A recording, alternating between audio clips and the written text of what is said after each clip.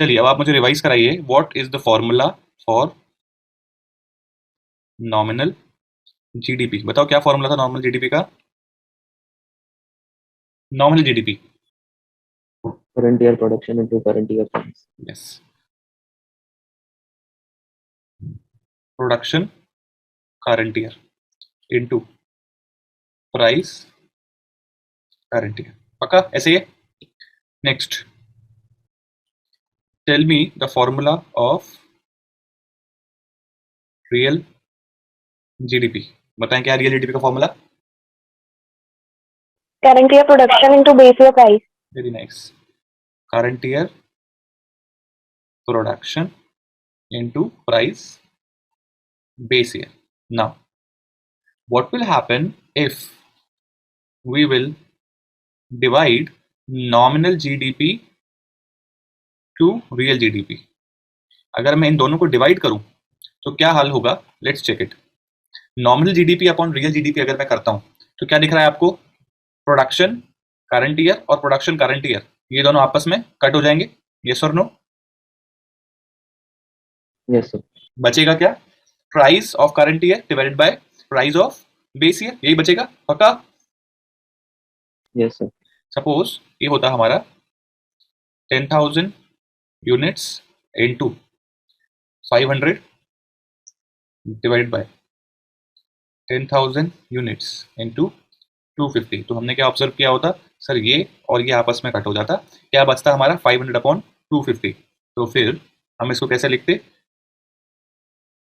Price current year divided by price base year. Check करते हैं, price है आपका 500, बेस ईयर का प्राइस है आपका 250। बताओ क्या आंसर आ रहा है यहाँ पर आपको? 2।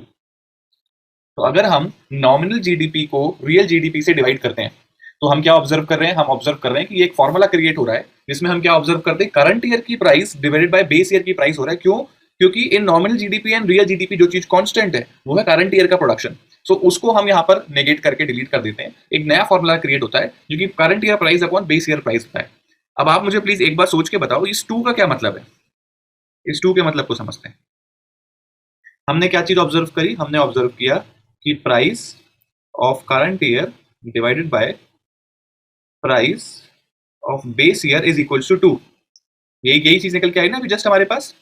तो अगर मैं ऐसा करूं कि price of current year is equals to 2 times of price of base year, क्या एक सिंपल मैथमेटिकल एक्सप्रेशन बन सकता है इसमें? Yes or no? Yes, sir. Yes. सो ये 2 क्या ऑब्जर्व करा रहा है? ये 2 हमको क्या चीज बता रहा है? ये 2 हमको ये बता रहा है कि सर बेस ईयर से करंट ईयर में प्राइस 2 टाइम्स इंक्रीज हो गई है। Making sense? करंट ईयर से इस ईयर में जो प्राइस है वो कितने टाइम्स इंक्रीज हो गई है? 2 टाइम्स इंक्रीज हो गई। पक्का? हेलो? Yes, sir. यस। तो हम यहाँ पर क्या ऑब्जर्व कर पाते हैं? हम इसमें एक चीज ऑब्जर्व करते हैं, इस 2 का क्या मतलब है? इस 2 का यहाँ पर ये मतलब है there is 2 times increase in the current year price from the base year। और यही चीज हम यहाँ पर भी वाउच कर पा रहे हैं। Is it making sense? Yes or no? Hello? Yes, sir. इसका मतलब अभी देखो, now this is not a formula right now, a formula for price index. अभी हम एग्जैक्टली प्राइस इंडेक्स पे नहीं पहुंचे हैं, लेकिन हमने क्या चीज ऑब्जर्व करी है कि nominal GDP upon real GDP करते हैं तो कुछ ऐसा बनता है हमारा कि जो भी आंसर आता है वो number of times of price increase बताने लग जाता है। जैसे ही मैं nominal GDP upon real GDP करता हूं, अगर आंसर 1 आ रहा है, इसका मतलब क्या हुआ कि आपका 1 गुना ही बढ़ी है, मतलब कोई बढ़ी ही नहीं है। पहले भी 250 थी, अब भी 250 है, लाइक दिस। 3 आ रहा है, इसका 3 टाइम्स इंक्रीज हो गई है हमारी प्राइसेस। 5 आ रहा है तो 5 टाइम्स इंक्रीज। 2 आ रहा है तो 2 टाइम्स इंक्रीज। किससे? बेस ईयर की प्राइस से इस ईयर की प्राइस इतने टाइम्स इंक्रीज हो गई है। Next, so finally price index is equals to, अभी सर आपको एक भी बार सर आपने प्राइस इंडेक्स के बारे में नहीं बताया, आप बार बार सर इन दोनों को डिवाइड करके बता दो। थोड़ा ऑब्जर्व करते हैं, क्या जब हम नॉमिनल और रियल जीडीपी को डिवाइड करते हैं तो जो वैल्यूज बचती है वो सिर्फ प्राइसेस ही बचती हैं? Yes or no? Yes? Yes, sir. Yes. तो आपका जो भी आंसर आ रहा है वो प्राइस में ही तो आ रहा है।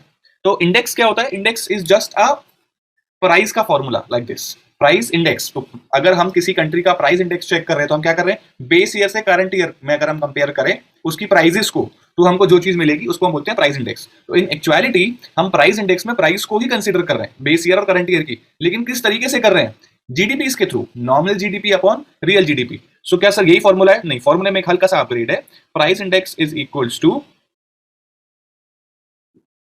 Nominal GDP upon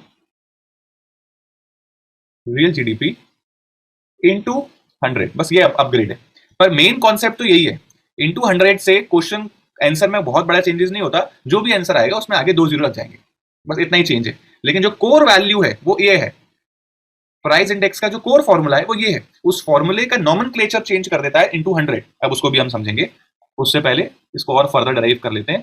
so nominal GDP को हम कैसे लिखते हैं? Output current year into price current year divided bye